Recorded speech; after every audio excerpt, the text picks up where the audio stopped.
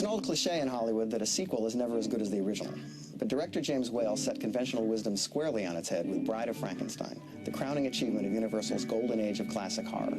Never before had a studio lavished so much imagination, production value, and acting talent on a so-called monster movie. But Bride of Frankenstein truly transcended its genre and remains one of the best-loved films ever produced by Universal. For Mary Shelley, who wrote the novel Frankenstein, the attempted creation of the monster's bride had nothing to do with the sequel. It was always part of her original vision. And just how James Whale and Universal Pictures ended up playing matchmaker for Boris Karloff and Elsa Lanchester is quite a story in itself, and, like a good cast, well worth repeating.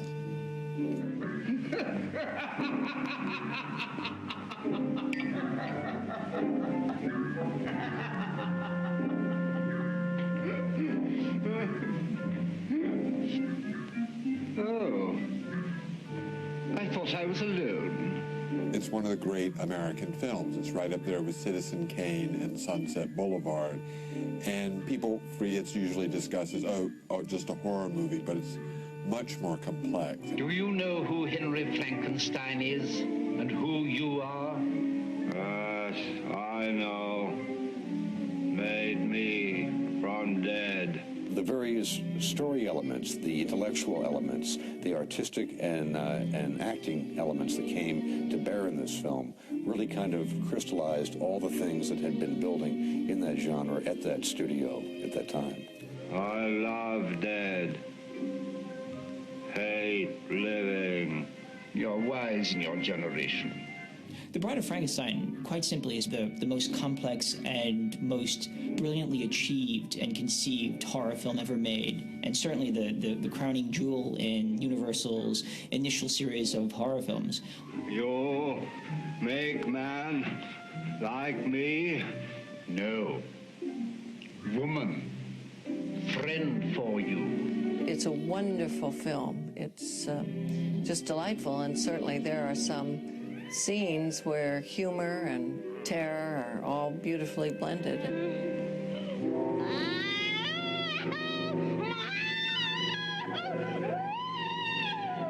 When you get into Bride of Frankenstein, you're making it all up. There are no rules. The only rules are the rules of the imagination, and Whale had an extraordinary imagination. There are some imaginations which are just best left to go do their own gothic thing. But this isn't science. It's more like black magic. When Universal Pictures unleashed the original Frankenstein in 1931, it found a new formula for box office magic. In a stunning pantomime portrayal, Boris Karloff was catapulted to international stardom. Director James Whale, well regarded for his British stage work, had been imported to Hollywood because of his ability to direct dialogue. Ironically, just as movies were learning to talk, it was an unforgettable silent performance that made the Hollywood careers of both Karloff and Whale. Universal's founder, Carl Laemmle, had objected when his son, Carl Jr., first proposed making films like Dracula and Frankenstein. But there was no arguing with the runaway box office. No sooner was Frankenstein complete than the studio began making plans for a follow-up. This time it was the director who objected. James Whale didn't want to do a sequel to Frankenstein. He seemed to be trying to squirm out of it, as it were, avoid it, bypass it, do something else instead. He'd said he'd gotten everything out of the first one, that he'd sort of wrung it dry, maybe that was a phrase, something like that. You have to remember that Frankenstein was the Jaws of its day, the Star Wars of its day. It was such a big hit, and the studio had so much invested in it that finally he agreed to do it. But again, I love the fact that he only did it on his terms. In the meantime, Universal once more teamed the winning combination of James Whale and Boris Karloff for The Old Dark House, a sardonic thriller that introduced audiences to the mischievous sense of humor that would become Whale's trademark. The Invisible Man, starring Claude Rains, also mixed laughs and chills and showcased state-of-the-art special effects. The effects in Invisible Man are just extraordinary. You still watch them and wonder how some of them were done. You're crazy to know who I am, aren't you? All right, I'll show you. There's a souvenir for you. And one for you. I'll show you who I am and what I am. How do you like that, eh?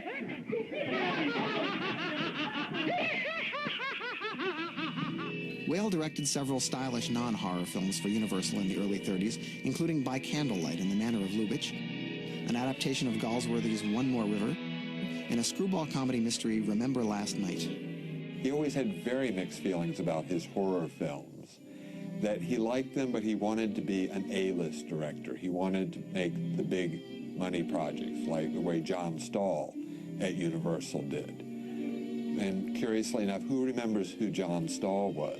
But we all remember the movies made by James Whale. I think that Junior Lemley, who was the general manager of Universal, had enormous respect for Whale. And I think that he felt that certainly what Whale had done with Frankenstein, with The Old Dark House, with The Invisible Man, with the other non-horror genre films he had done, showed a great stylist at work. And although Junior Lemley himself was not, I don't think he would say he was a creative man, he had a very instinctive feel, I think, for something that was good. And I think he felt that James Whale was the director that Universal had, who probably had the best chance of putting Universal on par with MGM and with Warner Brothers and with you know, the big boys in Hollywood. And so he really gave him free rein to do whatever he wanted with the picture. After rejecting several proposed scripts for the Frankenstein sequel, Whale took personal control over the screenplay's development. The fact that Whale didn't especially want to make the film and then agreed to prompted him to offer ideas for the script to the writers, suggest things. At least we have a very good indication that he did this. People such as Elsa Lanchester mentioned this, you know, that this was his idea, that was his idea, that the little people in the bottles was his idea, you know, that he insisted that he have the opening prologue with Mary Shelley and Byron and Percy Shelley, that was essential, otherwise you wouldn't do it. Elsa Lanchester, for example, told me that Whale insisted that she be allowed to play Mary Shelley and also the bride. That this was, it was either that or he wouldn't make the film. It was a great thrill to meet Elsa Lanchester. I met her in 1981, and she said that it was Whale's intention to show that very pretty people, which is the way that Mary Shelley is presented in the film, actually inside have very wicked thoughts. Can you believe that bland and lovely brow conceived of Frankenstein? A monster created from cadavers out of rifled graves? The money was available to him to make a much more elaborate film than the first one. Because of the success, they let him go with the sets and go with the care and the time and the photography and the music so that he could polish and refine and elaborate in a way that the earlier films, which were made faster and so forth, wouldn't have permitted. It's such an odd sequel in so many ways. For example, after a brief glimpse of the monster in the beginning of the movie, he doesn't show up again until about a half hour in, a third of the way into the movie. And meanwhile, you've spent most of your time with this very strange character, Dr. Pretorius.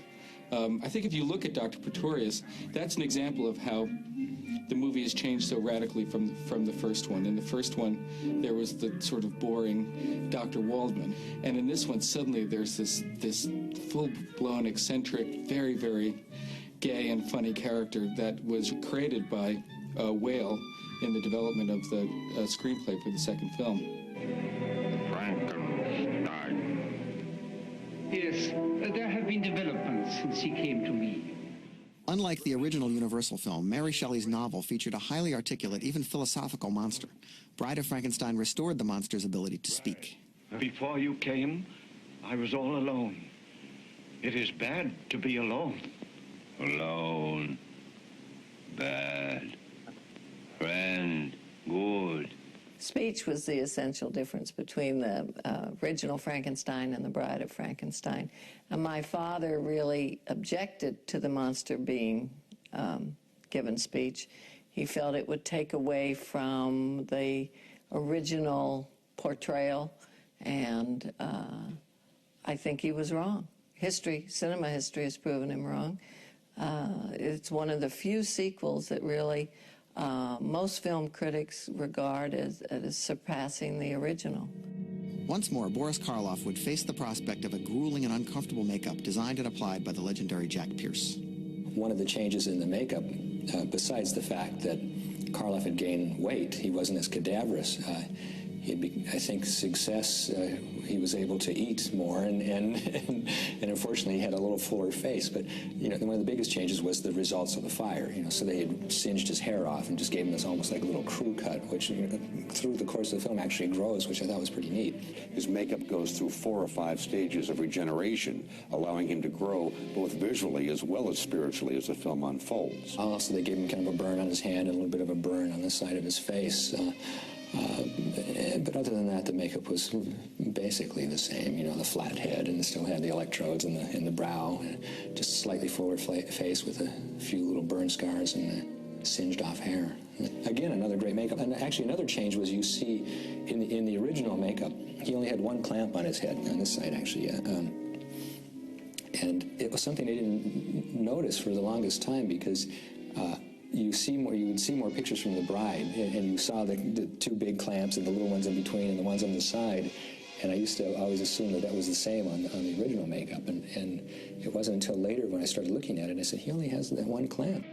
During the filming of the original Frankenstein, Karloff sustained a serious back injury and suffered many other discomforts due to the weighted boots and heavily padded costume. For the sequel, efforts were made to lessen the physical ordeal. I'm sure they treated him a little more like a star, because he was successful with Frankenstein and some films after that, in Between the Bride. And I do think, in fact, in the original makeup, the top of his head was probably fabricated each day, built up out of cotton and collodion. In The Bride and in The Son later on, there was actually a rubber forehead that went on, which probably sped up the process for Boris and Jack. You know, I know they gave Karloff a slant board anyways, because he still couldn't quite sit down. I in fact have a picture in my office of him in this great slant board drinking a cup of tea. The makeup posed technical challenges for cinematographer John Meskel, who required special lighting for the monster's unearthly skin tones. Jack Pierce's makeup for the monster essentially was a blue-green hue and color.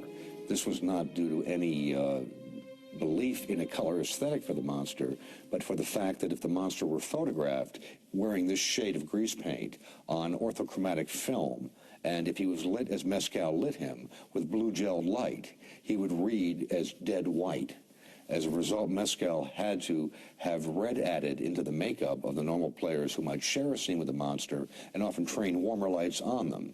The makeup for The Bride of Frankenstein is an absolute masterpiece. It's the only iconic female monster to ever come out of the movies. I mean, if you were to think of a classic female monster, it's The Bride of Frankenstein that immediately comes to mind. The Elsa Lanchester makeup I found very fascinating, because it was very different from the Karloff makeup. And I'm sure what they wanted to do was have her attractive, you know. You didn't want to have a hideous woman, you know, monster. I mean, I don't know if it was an executive decision or what. You know, we can't have an ugly woman monster. So they came up with this again, another icon. You know, when you think of The Bride of Frankenstein, everybody knows that wacky hairstyle. You know, it kind of had that Egyptian Nefertiti kind of look to it. And it actually had this wire cage on her head, and that was actually really her hair that was mixed in with it. And they probably filled it in with some crepe wool or something to do that. And the white streaks, and the crazy white streaks, and yet she was very made up. You know, almost wore basically a glamour makeup. If it wasn't for the fact that they had the scar around the neck, it would have looked like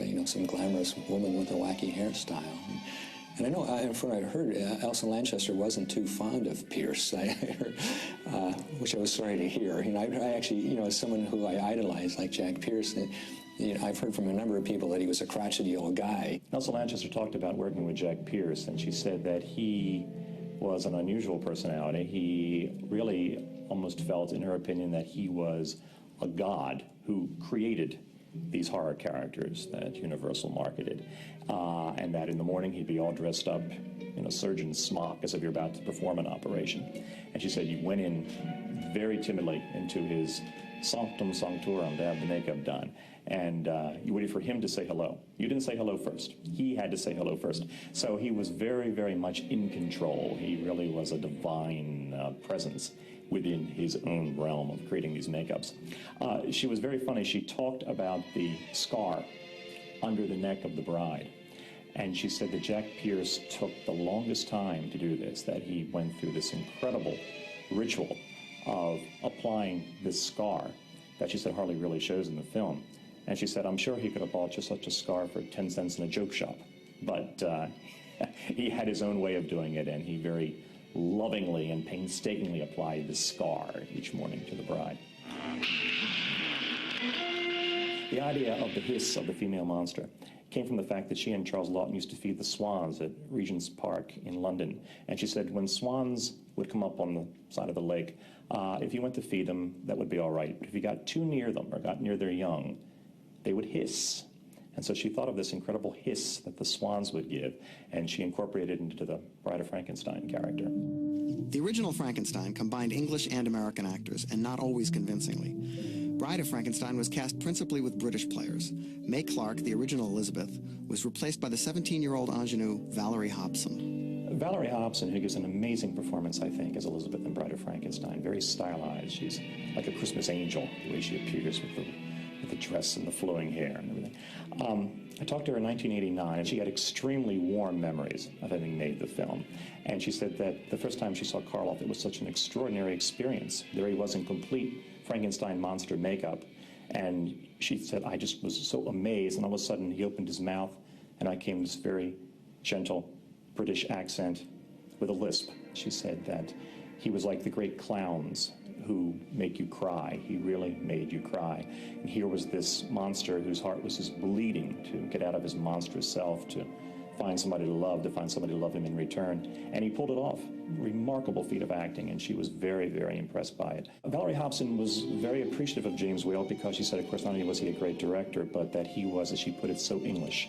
And here she was, a 17-year-old British girl in Hollywood. And so he made her feel very much at home. And she said she was the victim of James Whale's rather bizarre wit, because the first time she met Colin Clive as Henry Frankenstein, that it was the scene where she becomes hysterical and falls into bed with him. And she said that as they rehearsed the scene and she fell into bed, James Whale said, oh, by the way, Mr. Clive, this is Miss Hobson. And there she was in bed with him. So she said it was pretty strange even for Hollywood, that was the basis of their introduction. Colin Clive repeated the role of Henry Frankenstein in what would sadly be one of his last screen performances. Emotionally tortured and ravaged by alcohol, he died 2 years later at the age of 37. Frankenstein's mentor, Dr. Septimus Pretorius, a role originally intended for Claude Rains, was played by James Whale's real-life theatrical mentor, Ernest Thesiger, an actor reportedly just as eccentric off-screen as on. To a new world of gods and monsters. Una O'Connor, who had appeared in The Invisible Man, was another Whale favorite and a perfect choice for Frankenstein's twittering housekeeper, Minnie. Although Frankenstein's hunchbacked assistant, played by Dwight Fry, met a nasty end in the first film, James Whale combined several small parts in the Bride script to give the actor a memorable assignment. Fritz, from Frankenstein, of course, had been killed by the monster in Frankenstein. Jimmy Whale, I say Jimmy Whale because that's what my father called him, liked my dad's work. What we need is a female victim of sudden death. Can you do it? You promised me 1,000 crowns. It will be well worth it, and the Baron will pay. I'll try. Bride of Frankenstein is the most visually accomplished Universal horror classic, thanks to the work of art director Charles Hall and cinematographer John Meskel. Expressionistic tricks, totally artificial lighting, and these great painted skyscapes, and the way the tombs roll at weird angles. I mean, magnificent stuff like that. One of the things that intrigues me about Whale's career and his work in general is the backgrounds that he had. That is, as a theater actor, but as a theater director, but as a set designer in the theater, as well as a painter and so forth. And one wonders to what extent he might have had input into the visual, the appearance, the look of the sets of his films, in a way or to an extent that most directors at that time would not be likely to do. Elsa Lanchester said when she was not actually needed on the set at one point, he took her to the studio and showed off the forest set. Right? He was proud of his achievement here, you know. And I said, you know, was this his design of this telephone pole forest, where the trees' trunks are just trunks and it's just bare and stark, in contrast to earlier when there's a bucolic scene and it's a very attractive nature forest. She said, yes, of course it was his idea. Not that he drew the plans for it, but that he would give the ideas and maybe make little sketches and give them to the department heads and have them develop it. Cinematographer Mescal achieved ambitious new visual heights with Bride of Frankenstein, the result of a seasoned working relationship with James Whale. John Mescal did a total of 5 pictures with James Whale, and Bride is probably his best remembered because the film itself is probably the high mark of Whale's late period at Universal. Mescal used a style of lighting he referred to as Rembrandt lighting, which was to use a central light and a cross light about 3/4 through the scene to provide illumination of the subject against a dark background. It's very much like the painting style one sees in Rembrandt, where there is light that is directional and gives contours and definition.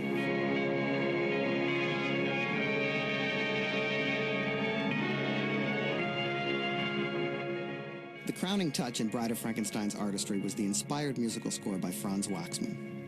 You've got a first-rate cast in an extremely well-written script with a tremendous musical score, one of the most important Hollywood scores of the mid-30s by Franz Waxman. For the opening sequence of Byron and Shelley on the stormy evening at the villa, Waxman wrote a very charming period-styled minuet, which speaks of the life of ease and delicacy that we see depicted. And as the flashback story is told by Byron, what is setting in the churchyard, he evolves into a huge fugue to illustrate the horrors and terrors of the original story before returning back to the minuet that sets us pretty much with period parlor music. And there is an awful lot of commentary through the music, sometimes impish, sometimes emotionally reinforcing, but like so much that's in this film, heightened.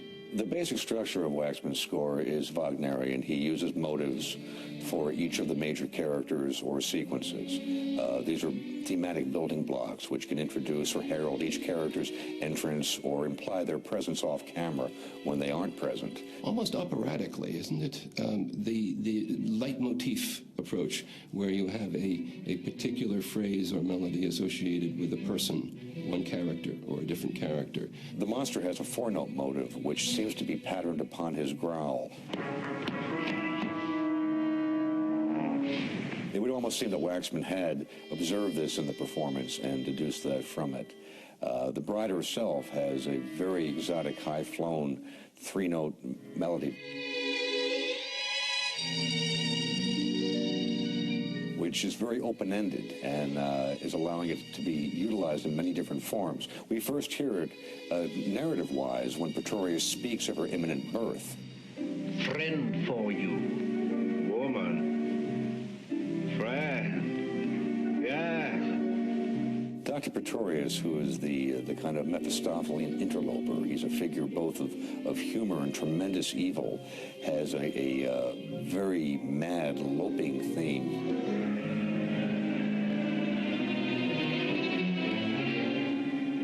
It portends all kinds of things to come.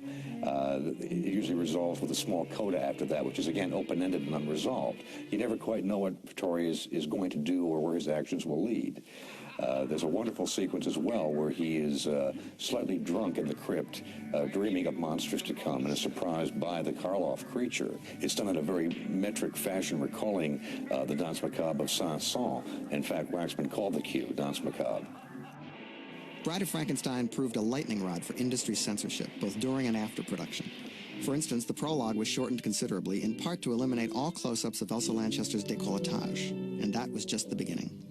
The film had about 15 minutes of cuts made before it was nationally released, and I think, again, Universal was trying to play it safe. The film was incredibly outrageous and, in some ways, almost subversive, and I think they wanted to make sure it didn't get them in too much trouble. Like all Hollywood scripts, the script for The Bride had to be presented to the Breen office, the censorship board within Hollywood, to have approval and discussion of any objectionable issues. The script contained many religious references, some of which could be intended or construed as bordering on blasphemy. It may be that I'm intended to know the secret of life. It may be part of the divine plan. Henry, don't say those things. Don't think them. It's blasphemous and wicked. We are not meant to know those things. The monster is man-made, not God-made, but he yet goes through a Christ-like orbit of misunderstanding and ultimate betrayal. The original script called for the monster to mistake the figure on a life-sized crucifix for a suffering, persecuted creature like himself.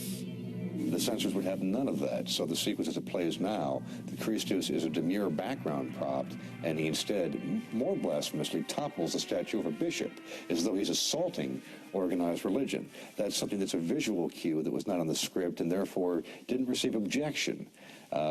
When Henry and Dr. Pretorius speak about the possible mad plan to create new female life, the blasphemous Dr. Pretorius invokes religious iconography and says, follow the lead of nature or of God, as it's scripted, if you like your fairy tales. Well, this is not how one likes to speak about organized religion. It's changed to Bible stories, which is a statement of fact. And follow the lead of nature, or of God, if you like your Bible stories. Though the way Ernest Thesiger reads the line, Bible stories contain such invective and disdain that it's more offensive than if he'd referred to them as fairy tales. This is how one got around the letter of the censor and the spirit of intent. Bride initially had a fairly lengthy subplot involving the Dwight Fry character.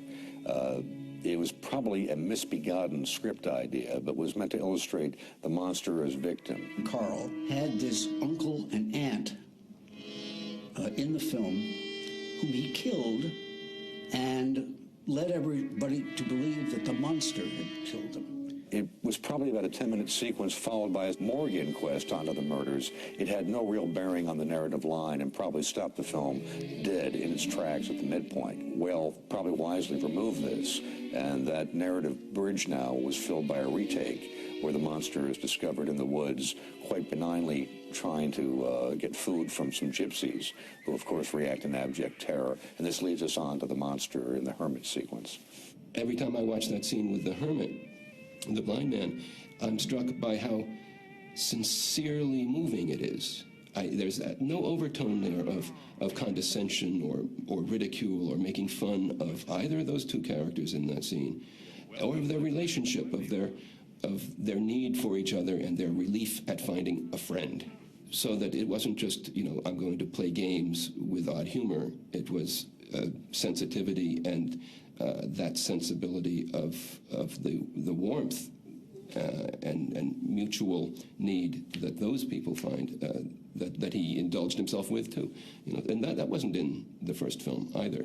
Those kinds of feelings, both extremes, weren't in the first film. Humor has never been so artfully blended into a horror film as it is in The Bride. Very bizarre, this little chap. There's a certain resemblance to me, don't you think? Or do I flatter myself? Hindsight tells us that Whale's sense of humor is sort of camp. I'm not sure that that's really quite how it was at the time. I think the sort of camp and kitschy element of his humor may be something, a gloss we're putting on it some 65 years after the picture was made. The humor in Bride of Frankenstein permeates much of the storyline. It isn't in comedy relief segments, but it is part and parcel with the characters and what they do in the main storyline. Pretorius is a comic figure because of the way he stands outside of life, of the world, of Henry, of his own existence, and comments on it, if only in the irony of his perspective. He doesn't take existence seriously, so that he makes comments about his creations of these little people. He makes comments about himself being like the devil or the vice versa. He has an ironic twist to existence, which is, from what I can tell, something that he shares, that character shares, and the actor who played that character, Ernest Thesiger, shared with James Whale himself. Dr. Pretorius is firstly an archetypal little queen. I mean, I think we should fess up about that right from the beginning. He is, however, also Mephistopheles to Colin Clive as Frankenstein's Faust, I think. He's the one who is seducing Frankenstein away from, if I may say, the straight and narrow, to back into this very much more twisted vision of what he should be doing with his life. I gather we not only did her hair, but dressed her. What a couple of queens we are, Colin. Yes, that's right, a couple of flaming queens. Pretorius is a little bit in love with Dr. Frankenstein, you know? The gay sensibility responds to outsiders, particularly Bride of Frankenstein contains several. Pretorius is an outsider. Frankenstein becomes an outsider by being seduced away from marriage and the home to becoming, you know, the mad scientist again. And most obviously and most dramatically and most poignantly, the monster is an outsider. It's very tempting to assume that Whale identified with an individual who is an outsider like this, that the average person does not understand. I'm sure James Whale knew what that felt like when he was a youth, you know, as an artistically inclined person in a factory town, in a factory family. He knew what that was like probably well before he knew it as a homosexual, but it was also the artistry, being an artist, being a sensitive person, being somebody who people made fun of for whatever reason. You find that in so many of the characters in Bride of Frankenstein. Beyond its humor, the film also makes a serious comment on the tensions, sometimes violent, between society and the non-conforming individual. The monster is the unleashing of the id, that which must be kept under control. And when it's unleashed, this is a threat to stability of society, of human nature. And so somebody must come and either kill or otherwise tame that monster that's been unleashed. And the villagers do that, right? The villagers in Frankenstein and in Bride are almost the villains of the piece. That's especially the case in the end of Frankenstein, where they're a lynch mob. I think you have this notion that when people sort of thought as a group, it could lead to nothing but trouble. Somehow the mob mentality was a scarier thing to face than any monster could possibly be. With his stunning production of Showboat, Whale had nearly achieved his dream of creative autonomy and prestige productions. But Universal was burdened with debt, and in 1936, Carl Laemmle lost the studio that he had founded.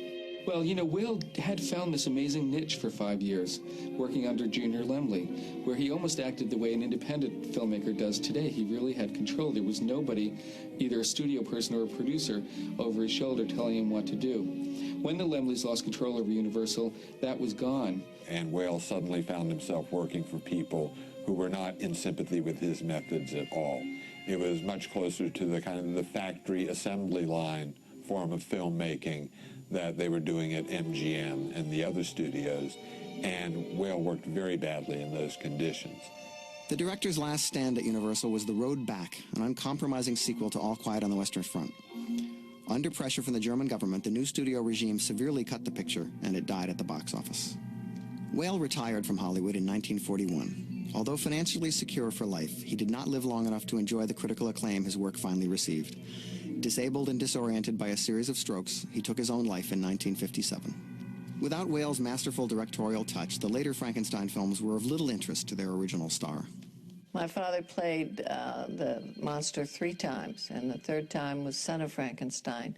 And at that point, he decided he would not do it again. He felt that certainly the storyline had been exhausted, and the monster, as he had created him, had done all that he should be asked to do.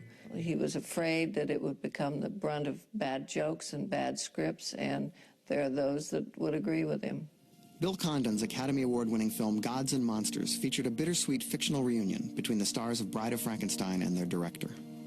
Hey, you, with the camera. We got a historical moment here. Come, get a picture of it. This is Mr. James Whale, who made Frankenstein and Bride of Frankenstein. And this, forget the baby a second, is the monster and his bride. Well, Karloff, right.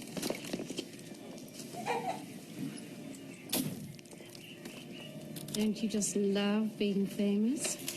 The figure of the bride is so iconic that, you know, she keeps cropping up in all kinds of films. I mean, there's this absolutely wonderful Bride of Frankenstein parody in Small Soldiers. The Bride of Frankenstein shows up in The Bride of Chucky in a very, very clever way. She's alive. Alive! We belong dead.